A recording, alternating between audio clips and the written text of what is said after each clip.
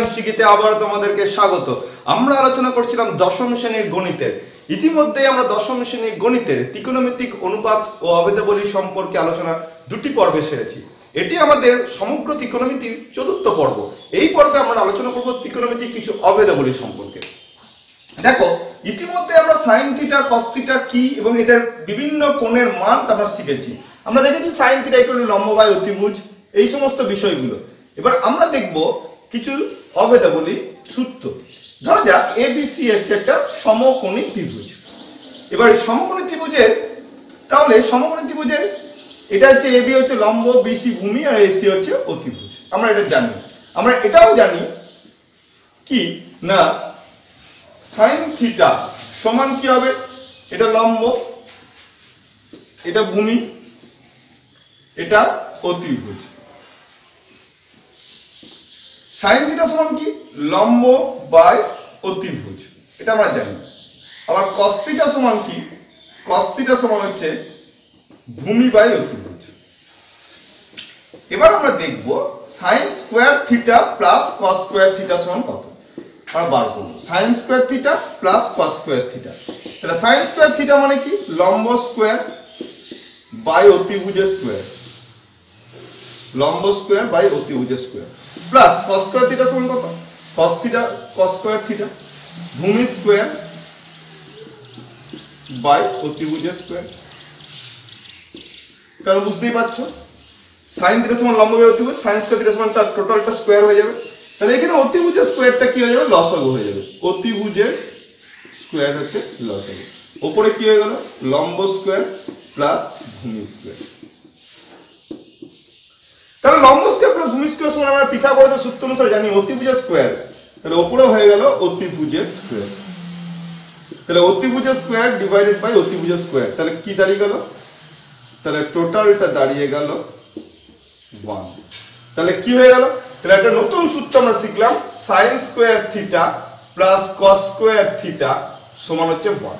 এই থিটা মানটা অবশ্যই 0 থেকে 90 ডিগ্রির মধ্যে, 0 থেকে 90 ডিগ্রির মধ্যে। দেখো এখানে আমরা সেটাই রেখেছি, 0 থেকে 90 ডিগ্রির মধ্যে।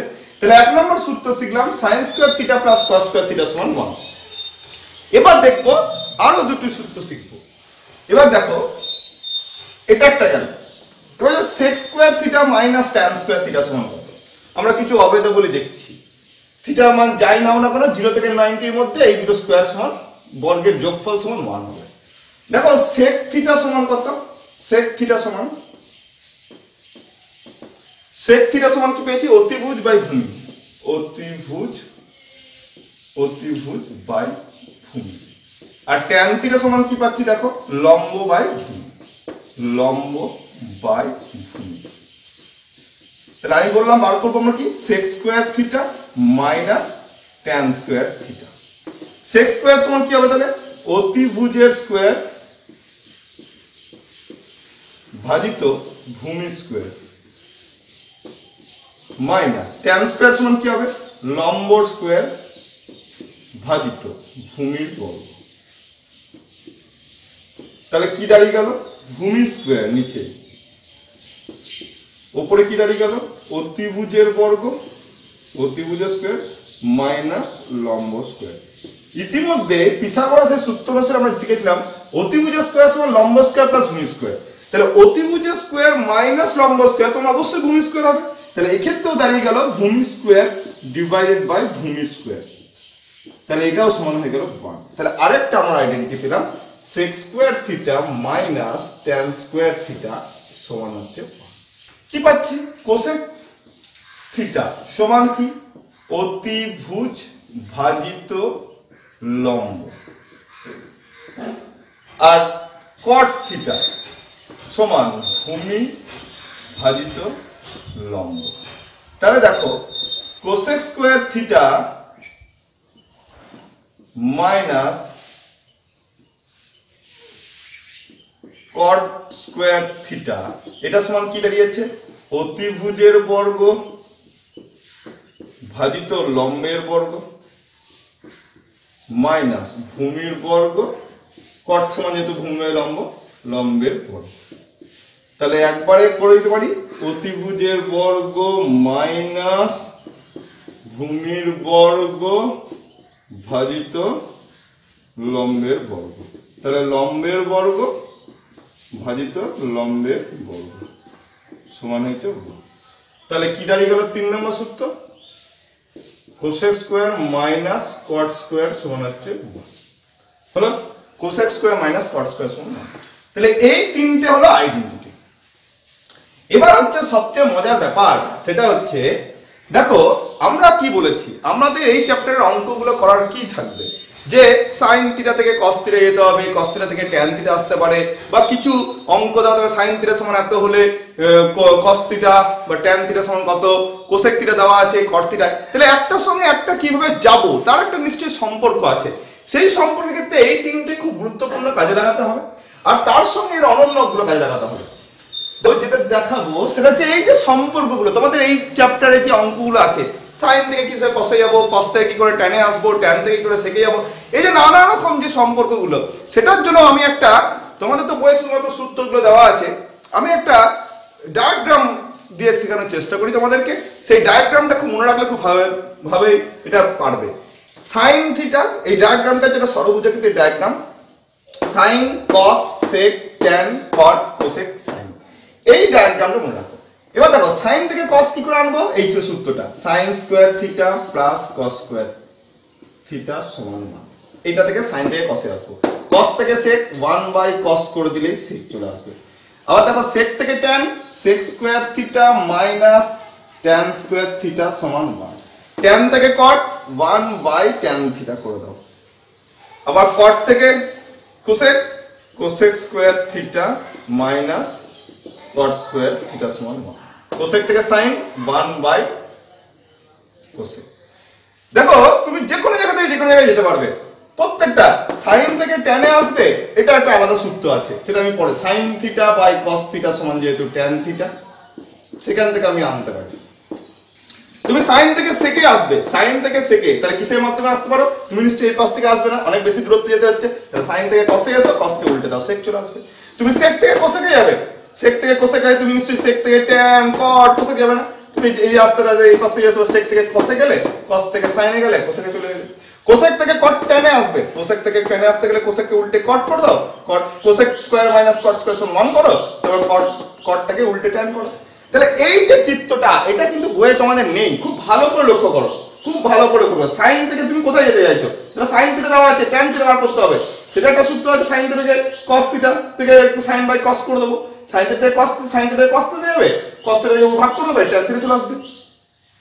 তাহলে এই যে ব্যাপারটা, এটা কিন্তু খুব গুরুত্বপূর্ণ, বিশেষ করে আমাদের এই যে তিনটে সূত্র আছে, এই তিনটে সূত্রকে কাজে লাগিয়ে যে একটার সঙ্গে আরেকটা যাচ্ছি, সেটার জন্য আমাদের এটা বইয়ে নেই। এইটা তোমরা ভালোভাবে, খুব ভালোভাবে লিখে নিতে পারো, যে খুব সুন্দর সাইন কস, সাইন থেকে কসে, কস থেকে সেকে, সেক থেকে ট্যানে, ট্যান থেকে কটে, কট থেকে কোসেকে, কোসেক থেকে সাইন, এই টোটাল ব্যাপারটা, এটা ষড়ভুজাকৃতি একটা, যেহেতু 6টা আছে সেই 6টা দিয়ে। তাহলে এতো গেল এই চ্যাপ্টারের অঙ্কগুলো কিভাবে করবো।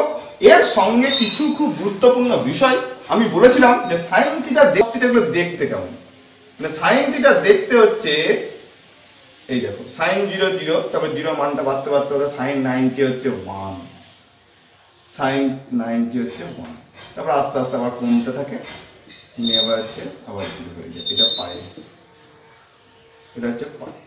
আর কস থিটা দেখতে কেমন, না কস থিটা হচ্ছে এই দেখো, এটা 0 তে হচ্ছে cos 1, এটা মান হচ্ছে 1, আর cos পাই বাই 2 হচ্ছে 0, এই দেখো cos থিটা দেখতে এরকম। তাহলে দেখতে হচ্ছে সাইন থিটা দেখতে এরকম, cos থিটা দেখতে এরকম। এবার চলে আসছি, দেখো এই যে সাইন থিটা cos থিটা বলছি, দেখো ট্যান থিটা সমান কি, ট্যান থিটা সমান হচ্ছে লম্ব বাই ভূমি। দেখো লম্ব আর ভূমি এইটা কি কি হতে পারে, লম্ব ভূমির চেয়ে বড় হতে পারে, তাহলে স্বভাবতই এটার মানটা ট্যান থিটা মানটা 1 এর থেকে বড় হবে, ট্যান থিটা মানটা 1 এর থেকে বড় হবে, যে লম্বটা হবে। লম্ব ভূমির সমান হতে পারে, তাহলে ট্যান থিটার মানটা 1 হতে পারে। লম্ব ভূমির থেকে ছোট হতে পারে, তাহলে ট্যান থিটার মানটা 1 এর থেকে ছোট হতে পারে। তাহলে ট্যান থিটার মান 1 এর থেকে বেশি হতে পারে কি, হ্যাঁ হতে পারে। ট্যান থিটার মান 1 এর থেকে কম হতে পারে, হতে পারে। ট্যান থিটা 1 এর সমান হতে পারে।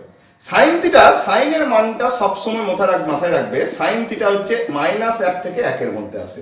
কারণ হচ্ছে সাইন যদি গোটা ছবিটা আঁকি তাহলে দেখতে এইরকম, সাইন থিটা, মাইনাস 1 হতে পারে আর 1 হতে পারে সাইন থিটাটা।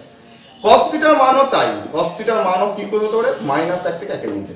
যেহেতু তোমার 0 থেকে 90 এর মধ্যে রয়েছে তোমাদের সিলেবাসে 0 থেকে 90, তাহলে আমরা 0 থেকে 1 এর মধ্যে হবে, তাহলে 0 থেকে 1 এর মধ্যে, মাইনাস এর দিকটা দিচ্ছি না।